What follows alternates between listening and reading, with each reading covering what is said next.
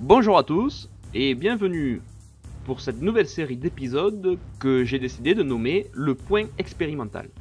L'objectif, avoué, va être de présenter et d'expliquer, que ce soit par l'usage des sources écrites directes ou indirectes, et par de l'expérimentation pratique avec fabrication et essai dans la foulée, de techniques ou d'armes qui sont passées dans l'oubli dans la tradition martiale française. Je ne ferai pas ces épisodes tout seul, tout simplement parce qu'au niveau des recherches, je ne suis pas forcément le plus compétent. Et surtout, j'ai trouvé amusant le fait de faire participer d'autres personnes passionnées comme moi par les arts martiaux français, et donc de mettre leurs compétences, que ce soit d'historien, de chercheur ou de mise en application, et bien donc de mettre ces compétences en synergie afin de pouvoir vous proposer des épisodes du point expérimental, des épisodes de qualité et qui à la sortie permettront d'avoir des solutions viables et peut-être vous permettront aussi dans vos clubs de vous essayer avec ces objets disparus. Pour cette première étude, je serai accompagné et aidé par Superfab et Ludwig. Aujourd'hui, je compte vous parler du biscayen. Et ce sera Superfab qui parlera par ma voix. Je vais vous lire son texte. Ces dernières semaines, nous avons pu voir fleurir différentes publications sur Facebook mentionnant des armes anciennes que l'on qualifierait d'affinitaires à la boxe française. Certains enseignants, faisant partie de la Fédération française de savate boxe française et disciplines associées, ont entamé ou poursuivi des recherches sur plusieurs outils ou armes disparus, et qui, pourtant, ont pu faire partie de l'arsenal utilisé par les maîtres de savate et de canne. A notre tour, nous avons décidé de nous lancer dans des recherches autour de ces armes et de présenter un résultat, bien que provisoire, de ces recherches. La première référence au biscayen qui apparaît à tout pratiquant d'arts martiaux français est le célèbre ouvrage intitulé Théorie pratique sur l'art de la savate, appelé Chausson ou Adresse parisienne, et de la canne, par un amateur, élève de Michel dit Pisseux, professeur. Dans une sorte d'introduction, l'auteur évoque le souvenir des différents professeurs de son temps versés dans l'art de la savate et de la canne. L'un d'entre eux, un certain Gousset, se serait distingué dans l'usage d'armes inhabituelles, telles que le fléau à 7 branches, le bâton brisé et le biscayen.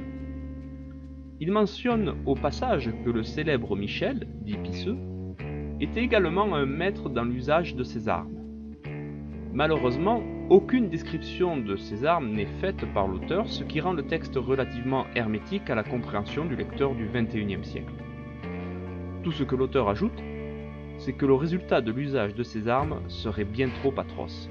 Continuons. Le Centre national de recherche textuelle et lexicale nous dit que le mot biscayen, un terme vieilli, désignant un mousquet de gros calibre à longue portée utilisé pour la première fois en Biscaye et répandu au XVIIIe siècle. Par métonymie, ce terme de biscayen aurait également désigné la balle qui constituait la charge de ce fusil. Voilà qui ne peut qu'éveiller la curiosité du chercheur et du pratiquant d'arts martiaux français. Il s'agit bel et bien d'un objet qui n'est plus en usage à notre époque. Une deuxième source a été mise en exergue par certains pratiquants. Il s'agit d'une gravure représentant une salle d'armes située au 21 rue des Moineaux, reproduite dans l'ouvrage de Michel Delahaye, Savate, Chausson et boxe française d'hier et d'aujourd'hui, édité en 1994. On y voit les différentes pratiques qui y sont proposées, escrime de pointe et de contre-pointe, boxe française, canne, culture physique aux anneaux et aux trapèzes. Au centre de la gravure, un personnage seul, tenant une tige au bout de laquelle se trouve une excroissance. Cet objet a pu être interprété comme étant le mystérieux biscayen. On y a vu, en l'occurrence, la boule de fonte qu'est la munition de biscayen balancée au bout d'une corde. Pour nous aider à comprendre ce qu'est le biscayen, nous allons faire appel au capitaine de Bast, ancien professeur de toute arme et gymnastique de la Société royale et chevalière de Saint-Michel, à Gand, en Belgique. Dans son manuel d'escrime publié en 1836 à La Haye, il consacre le chapitre 15 à l'usage de l'espadon, du bâton à debout, du bâton brisé, du fléau ou martinet, du fléau à battre le grain et du fléau brisé. On y retrouve, donc, des armes évoquées dans l'ouvrage de l'élève de Michel dit Pisseux. On y lit que le bâton brisé se compose de 6 bâtons d'un demi-pied de longueur, unis l'un à l'autre par des nœuds en corde de boyau. Le fléau brisé est une variante du bâton brisé, dont les parties sont reliées par des peaux d'anguille et qui se terminent par une boule de fer armée d'une pointe. L'auteur évoque également le fléau à battre le grain, qui est plus connu du public, et distingue le fléau ou martinet. Ce dernier serait un bâton d'un pied de long garni de 9 ou d'un moindre nombre de cordes en boyau ou de lanières de peau tressées, longues d'1 mètre, et terminées chacune par une balle de plomb. Voilà qui nous rapproche de notre sujet. Le fléau ou martinet est un bâton au bout duquel sont reliées une ou plusieurs lanières terminées par une balle de plomb. Et qu'est-ce que le biscayen?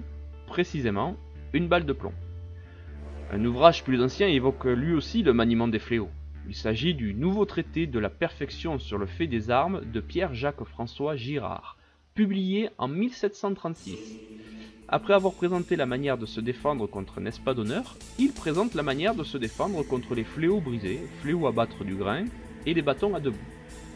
Il écrit: les fléaux brisés sont faits de 5 ou 6 bâtons de la longueur d'environ 1 pied chacun, attachés bout à bout avec de petits chaînons de fer, en ayant au bout une boule d'acier de la pesanteur d'une demi-livre. On a donc à nouveau affaire à une arme dont le bout est lesté, ce qui nous rapproche à nouveau de notre biscayen qui nous occupe aujourd'hui. Quant au maniement, il nous dit: dans le temps que le fléau ou le bâton fait le moulinet rapidement, étant à une certaine distance, jetez de toutes ses forces l'habit dessus la dite arme, qui arrêtera le moulinet. Le maniement des fléaux et bâtons se fait bien sur la base d'un moulinet ininterrompu, ce mouvement circulaire bien connu des canistes et bâtonnistes. Vous comprendrez donc pourquoi ces différentes sources rapprochent le biscayen évoqué par l'élève de Michel, dit Pisseux, d'une balle de plomb au bout d'une corde. Le fait est que ce qui nous est décrit dans ces ouvrages sont vraisemblablement des armes articulées et en partie flexibles. Notons que l'auteur de la théorie pratique sur l'art de la savate, appelée chausson ou adresse parisienne, et de la canne, évoque le biscayen en compagnie du fléau à 7 branches et du bâton brisé, qui sont tous les deux des armes articulées. Il y aurait une certaine cohérence à ce que le biscayen soit en effet une balle de plomb au bout d'une corde. On a également pu voir apparaître sur une publication Facebook l'évocation d'un extrait des contes d'un marin de Guillaume-Joseph Gabriel de la Landelle, édité en 1857. Dans la fantaisie maritime sur Gabriel d'Alferez, il décrit des matelots armés de poignards, de pistolets et de biscayens, estropés au bout de longs bâtons en manière de fléau. Voilà qui corrobore notre hypothèse que l'arme dite du biscayen pourrait être emmanchée. Bien qu'il s'agisse d'une œuvre romancée, son auteur, Guillaume de la Landelle, était officier de marine, puis journaliste et homme de lettres.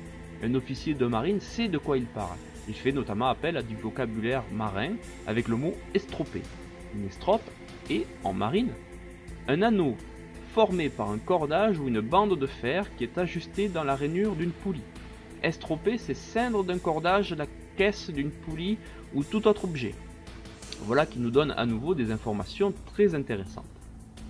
Le biscayen est, donc, vraisemblablement, une balle de plomb enfermée dans une corde ou une bande de fer reliée ou non à un long bâton. D'ailleurs, les marins, avec leur longue tradition et leur savoir-faire, ont détourné de nombreux outils de marine. À titre d'exemple, on peut citer le point de singe, ce nœud de marine parfois trempé dans la peinture qui servait de pomme de touline pour l'amarrage des navires. Ce nœud a été utilisé comme arme improvisée et pouvait contenir une âme, c'est-à-dire une balle de métal, pour augmenter son poids et donc son impact. Cela ne fait-il pas penser à la description faite du biscayen par Guillaume de la Landelle?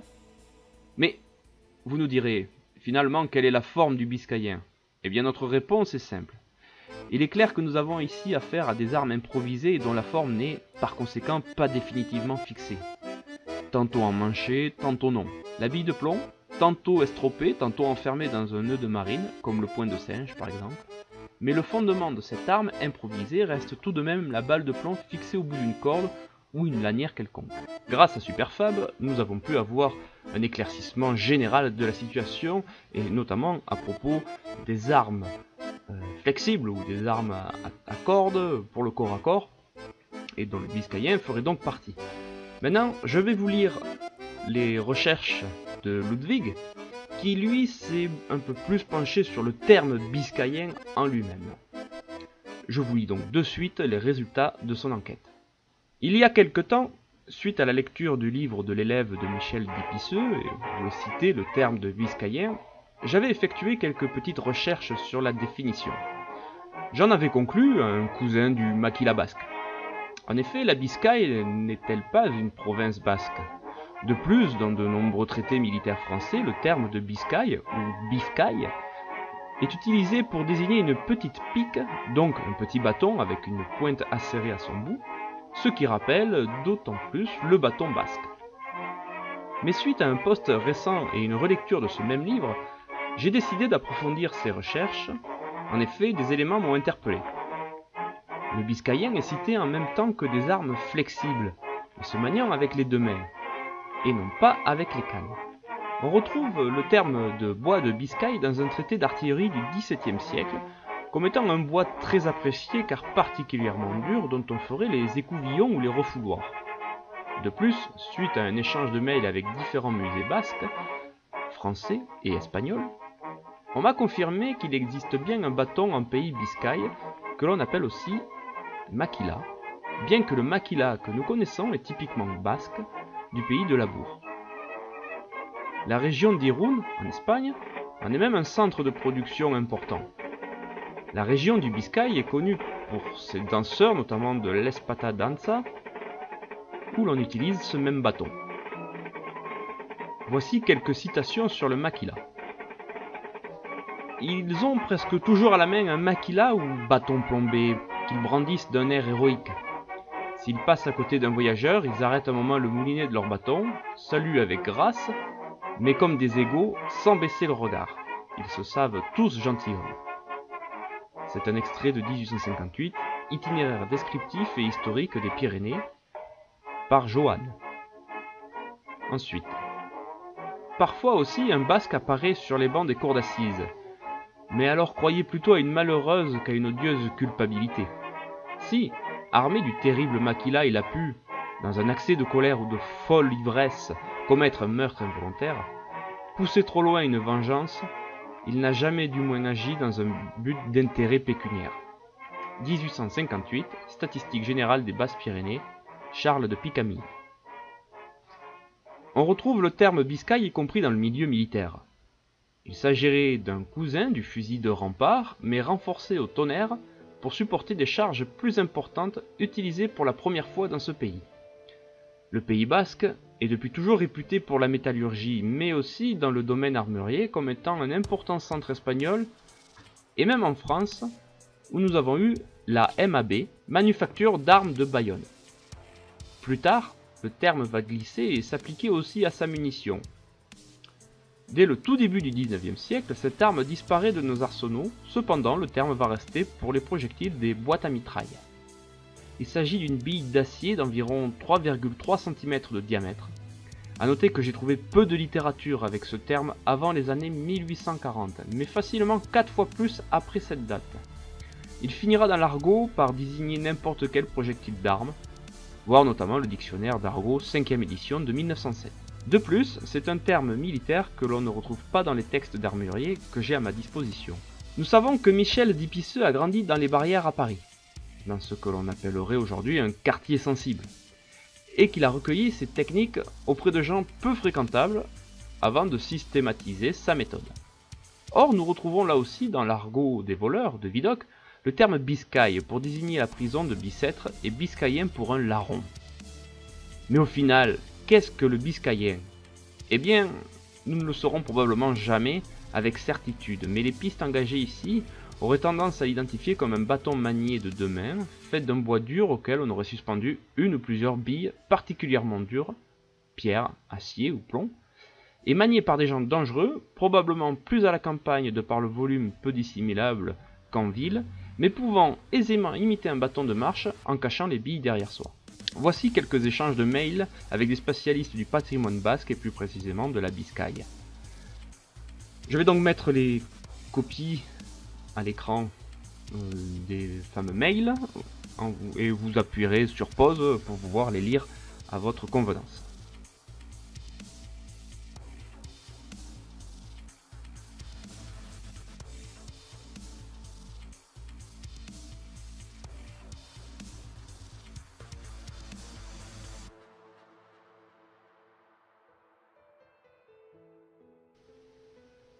Nous avons donc maintenant accompli, on va dire, le travail de recherche intellectuelle vis-à-vis du biscayen.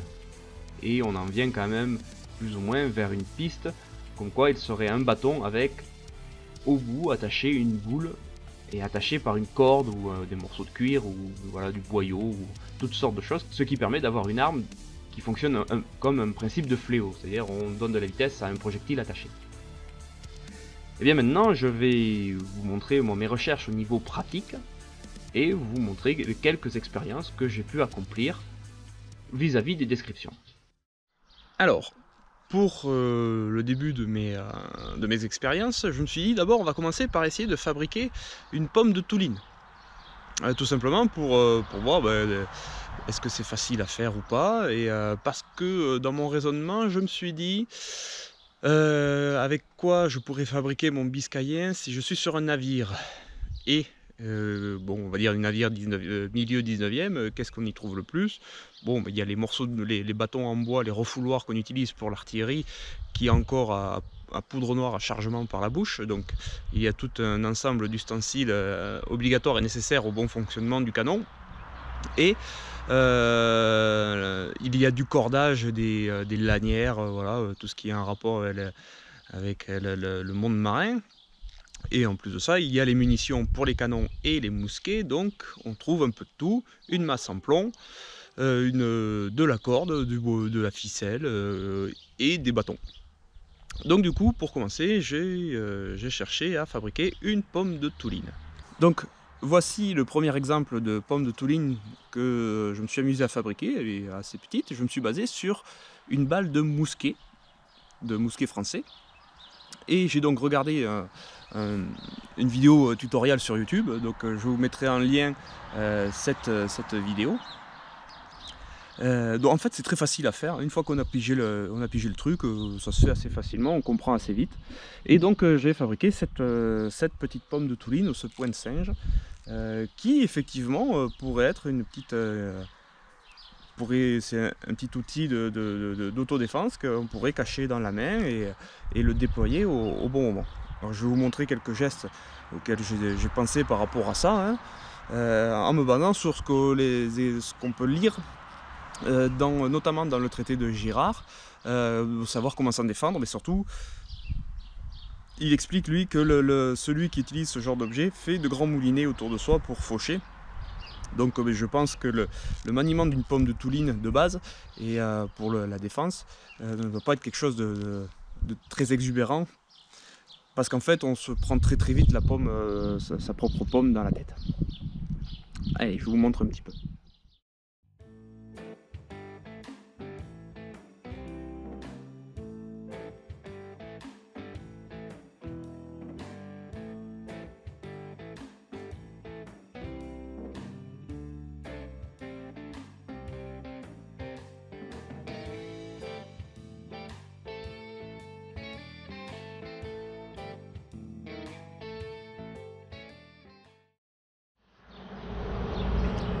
Donc vous avez pu voir sur ces essais, hein, c'est vraiment de l'expérience, hein, je ne me réclame pas du tout comme expert en maniement, mais je suis parti sur la base que vis-à-vis de l'impact, il ne faut pas... j'ai essayé sur le sac après aussi, et souvent la pomme ricoche. Et elle ricoche très souvent en direction de notre visage.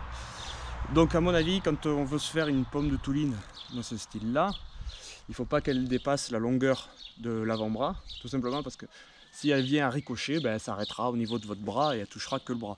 Si elle est plus longue, moi je pense qu'il y a de fortes chances de le prendre dans la figure. Voilà, donc ça c'était le modèle réduit pour se donner un peu une idée. Donc ensuite je me suis dit, bon maintenant il faut fabriquer une pomme de Touline qui ressemble un peu plus à ce qui pouvait être utilisé par les marins pour lancer les amarres. Et donc j'ai sorti ce modèle. Donc comme âme, j'ai mis une balle de tennis. Je voulais pas que ce soit trop lourd non plus. Et j'ai bien fait. Parce qu'une fois que la corde est tressée et serrée, c'est vraiment... C'est incroyablement dur. En faisant mes expériences, je me la suis pris deux, trois fois, ou dans les bras, ou même dans la tête. Et ça fait vraiment mal. Donc ne faites pas n'importe quoi avec cet outil. Et comme on le lit dans les textes, hein, il est très compliqué de le manier comme il faut. Et en plus de ça, c'est très dangereux pour la personne qui l'utilise. Après avoir fait ma pomme de Touline, je me suis aperçu que j'avais coupé un peu trop de corde. Et je me suis dit, bon, il va falloir la couper. Puis avant de la couper, j'ai dit, ah bah attends, j'ai une idée en tête, on va essayer. Et cette idée, c'est que on ne va pas utiliser la pomme de Touline, enfin de ce diamètre-là, on ne va pas l'utiliser à courte portée, comme vous avez pu le faire comme vous avez pu voir sur ce petit modèle. Mais j'ai une idée et on va voir si ça porte ses fruits. J'ai eu fait quelques expériences et effectivement ça portait ses fruits. Je vais vous montrer ça de suite.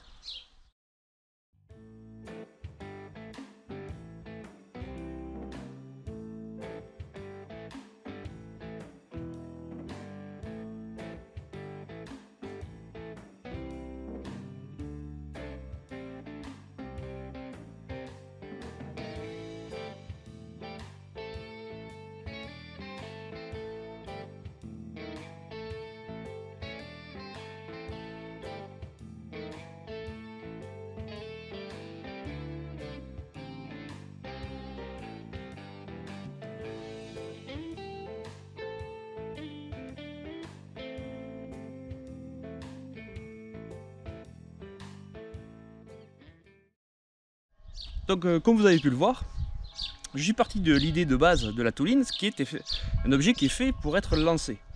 Et donc je me suis dit, ben, pourquoi pas faire une forme de demi-lancé où on a une marge de corde assez longue.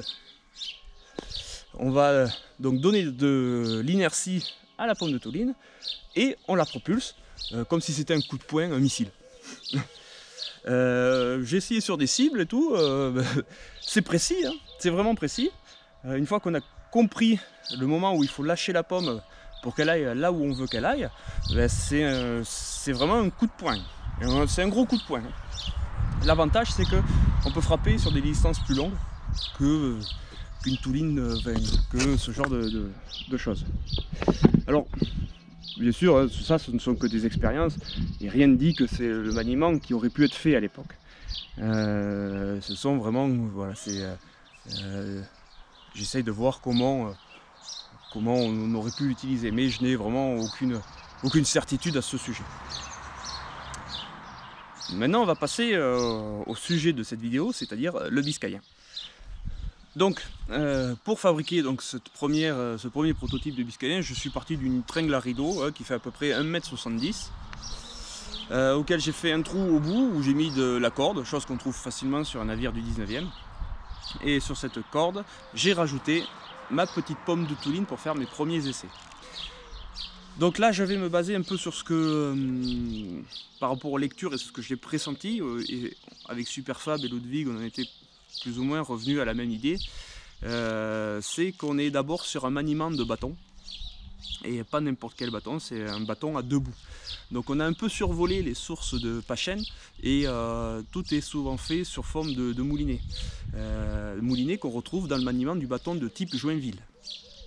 Donc je suis parti, en tant que base technique, je suis parti sur le manuel de Delaunay, maniement du bâton.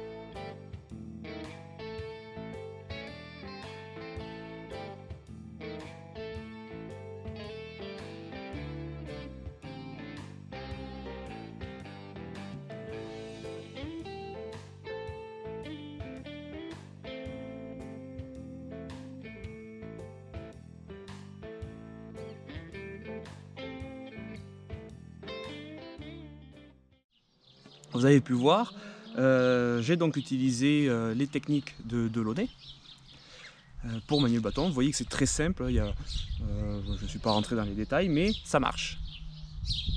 Alors, par rapport au maniement, lorsque l'on lit le manuel du capitaine de Bast, il explique qu'on ne peut pas faire les moulinets de côté avec le biscayen. ou du moins avec les bâtons brisés, tout ça. Mais donc toujours pareil, avec Superfab et Ludwig, on a été venu à la conclusion que ce qu'il appelait mouliner de côté était en fait les enlever. Et effectivement, bon, je ne voulais pas montrer là, mais effectivement, quand on fait un enlevé au bâton, ben, ça marche pas parce que le Biscayen tape le sol et il perd vraiment toute la vitesse et ça n'a aucun intérêt. Donc autant vers le haut ça peut marcher, en frappant de haut vers le bas, mais de bas vers le haut, il n'y a pas d'utilité, ou alors il faut vraiment mettre un angle de au moins 45 degrés pour venir sur le côté. Donc autant faire un moulinet normal, qui lui, on est sûr, il n'y aura pas de problème au niveau du sol. Donc ça, c'était une petite version légère. Maintenant, je vais vous montrer avec un boulet un peu plus lourd. J'ai utilisé une vieille masse d'un fléau médiéval qui restait chez moi. Et je me suis dit, ça peut ressembler à un gros Biscayen. Alors le cuir, je l'ai mis pour faire joli. Sinon, c'est de la ferraille, hein, vous pouvez voir. C'est assez... on ne doit pas être loin de la demi-livre. Hein. Les 200 grammes, ils doivent y être. Et je vais donc faire les maniements avec ça.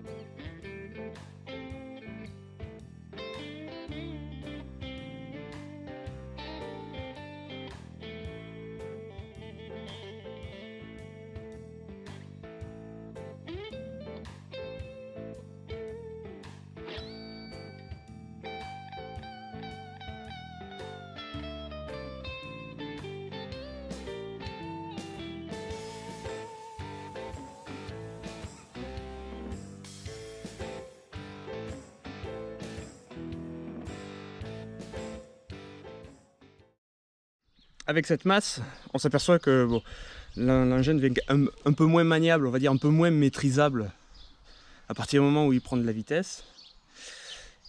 Et on s'aperçoit qu'on ne peut pas faire ce qu'on veut non plus, déjà pour sa propre sécurité, et puis pour la sécurité de ses camarades. Effectivement, on ne va pas utiliser ça dans un endroit trop clos, ou alors si on le fait, c'est pour dégager la zone, en ayant bien prévenu ses camarades de partir avant qu'on commence à faire les grands fauchages. Il y a très peu, pour moi, il y a très peu de mouvements à faire, hein. Vous voyez, des moulinets, principalement des moulinets horizontaux, on vient faucher tout autour de soi sous forme de rose couverte. Là, je ne l'ai pas fait parce que ça va demander de beaucoup se déplacer et de sortir du champ, donc ça va être compliqué, mais c'est possible, je l'ai fait, ça marche. Par contre, il faut vraiment faire très attention à ce que vous faites vis-à-vis de vous déjà, de ne pas placer la main trop près de la saisie parce que vous feriez écraser littéralement la main. Donc je pense que déjà à l'époque les petits malins ils devaient mettre une petite bague en cuir ici pour montrer l'endroit où le point de non-retour, on va dire. Et effectivement les bâtons qui devaient être utilisés devaient vraiment être très durs parce que on sent que ça tire quand même sur le bois, hein. J'ai fait des essais sur un vieux home que j'avais, un truc bâtard, et ça claque fort, hein, ça claque vraiment très fort. Donc si la personne porte un home, on va l'assommer, mais s'il n'a rien, donc voilà. Alors, qu'est-ce que je dirais en conclusion de tout ceci? Eh bien, la pomme de Touline, c'est facile à faire. C'est même sympathique, c'est amusant, vous pouvez faire votre porte-clés, vous pouvez faire plein de choses avec, c'est vraiment facile à faire. Moi, je l'ai fabriqué à partir d'une corde à sauter en cuir. Voilà, donc je sais que c'est solide. Au niveau de l'âme, il faut y mettre quelque chose. Alors, je pense que la version du pauvre, ce sera un caillou. Et quand on a la possibilité de mettre une munition en plomb, on va la mettre. Parce que déjà rien que ça, même si c'est très léger, quand c'est lancé, ça claque. Hein. Et la version on va dire, la version haut de gamme, ça va être donc un boulet adapté qui va être forgé pour ça, hein, qui va être travaillé pour ça. Donc je vous l'ai dit, là le cœur que j'ai mis c'est purement esthétique, mais il n'y en a pas besoin, hein, vu que c'est pas lui qui tient. Mais voilà, si vous avez une masse avec un anneau, ça tiendra très très bien. Sinon, bien, vous l'estropez comme ceci. Vous estropez la balle de tennis comme cela. Et vous pouvez donc vous amuser en faisant vraiment attention à ce que vous faites. Donc quand je dis attention à ce que vous faites, c'est que pour ma part, il me paraît totalement illusoire de vouloir faire du jongle ou toute chose de trucs pour faire joli, de s'enrouler, tout ça là. Moi je pense que c'est suicidaire. Après peut-être qu'avec beaucoup d'entraînement ça devrait venir, mais je suis pas persuadé que c'était et comme très souvent dans les arts martiaux français en général, quand on est dans la partie martiale, il n'y a pas de fioritures, et je pense que pour le maniement de cette chose il n'y avait pas de fioritures non plus. Quand on la sortait, c'était pour faire le ménage, et il n'est pas impossible que plus tard, en ayant des choses plus légères et moins dures, il y a une forme je pense aux bolas, vous savez, les gens qui font des jongles avec les bolas. Ça reste que artistique. Je suis sûr que s'ils refaisaient les mêmes gestes dans une posture martiale, ils se prendraient très vite les boules par le visage, parce que ça pardonne pas. Donc pour moi, dans ma conclusion d'essai, je dirais que ce sont des choses extrêmement utiles à la défense, ou à l'attaque même, mais qui sont à double tranchant. Ne pas savoir le manier, c'est le prendre directement, c'est apprendre les effets de l'arme contre soi. Quant au maniement du biscayen en lui-même, hein, là il est beaucoup plus sécure, ça c'est clair. Le mouvement, si vous savez faire du bâton de type Joinville, vous saurez faire du biscayen. Mais ne mettez pas trop de poids, parce que ça devient très vite incontrôlable, et là ça peut vraiment comporter des risques, même pour vous, même au bout du bâton. La boule, voilà, les attaches peuvent lâcher, le bâton peut avoir une faiblesse et se casser, et donc du coup il ne supportera pas la charge. Donc ne dépassez pas 200 grammes à mon avis de charge au niveau du biscayen, et tout se passera bien, vous pourrez vous amuser. Alors ça c'est pour en étant tout seul. Maintenant si on veut être à deux, s'amuser à deux, ça va être un peu plus compliqué. Alors je pense que l'option balle de tennis est pas trop mal, bien que ça doit claquer un petit peu, mais pas trop. Avec un masque et quelques protections ça fera très bien. Sinon les balles en mousse, et vous estropez le tout avec, alors pas de la corde, parce que ça va récupérer de la dureté, et je vous dis, celle-là, quand c'est bien serré comme je l'ai fait, ça fait vraiment mal, mais l'envelopper un peu dans du tissu, histoire que la mousse s'abîme pas trop vite, et puis voilà. Pour ma part, je pense avoir fait le tour de la question. Je remercie vivement Superfab et Ludwig de s'être prêtés au jeu de cette petite enquête. J'espère que cet épisode vous a plu. Si on voit qu'il marche bien, ou qu'il y a on sent qu'il y a une demande d'autres enquêtes, eh bien nous tâcherons de trouver un nouveau sujet à aborder. Ou si vous avez des sujets particuliers, n'hésitez pas à m'en parler, à m'envoyer un message. Et même si carrément vous avez déjà vos recherches qui ont bien avancé et que vous souhaiteriez pouvoir un peu plus les partager avec les autres, eh bien on peut faire une collaboration comme je l'ai fait avec Superfab et Ludwig. Il n'y a aucun souci, on se met d'accord, qui fait quoi, qui recherche quoi et qui. Alors pour moi, pour le niveau des recherches, j'en fais un peu, mais là j'ai vraiment laissé le gros du travail intellectuel aux Delarron, qui ont fait ça de façon excellente. Donc moi ça ne me dérange pas du tout de faire la partie pratique, de prendre les coups, ça m'amuse un peu. Et puis voilà. Sur ce, amusez-vous bien, entraînez-vous bien, et à la prochaine!